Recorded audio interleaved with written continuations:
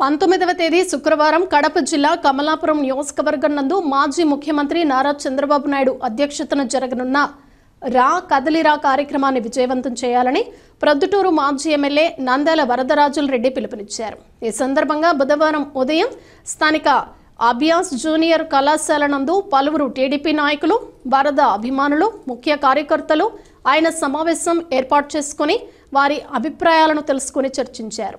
వాళ్ళకు అనుగుణంగా ఏ పనులను మనం పంపించాలనే దాని గురించి ఆలోచన చేసేదానికోసం ఈ సమావేశం ఏర్పాటు చేయడం జరిగింది. కాబట్టి మీరందరూ కూడా దాదాపు ఇప్పటికీ 36 వార్డులు ఎక్కువ చేసినాం. 30 వార్డులు అంటే దాదాపు 1,20,000 మంది మనుషులను మనం ప్రతి ఇంటికి పోయి వాళ్ళందరినీ ఓటు అడిగి తెలుగుదేశం పార్టీకి ఓటు వేయమని చెప్పి దాదాపు 1,20,000 మందితో ప్రతి ఇంటికి పోయి, ప్రతి గుమ్మానికి పోయి, ప్రతి మనిషితో ఒకవేళ వాళ్ళ ఇంట్లో ఉండొచ్చు లేకపోవచ్చు, కానీ ఉండబడిన మనిషితో అయితే ప్రతి ఒక్కరితో కూడా మనం మాట్లాడడం అనేది జరిగింది. ఇప్పటి వరకు మనం ఈ భారీగా మనం కమలాపురం రమ్మని చెప్తున్నారు. కాబట్టి చంద్రబాబు నాయుడు గారి పబ్లిక్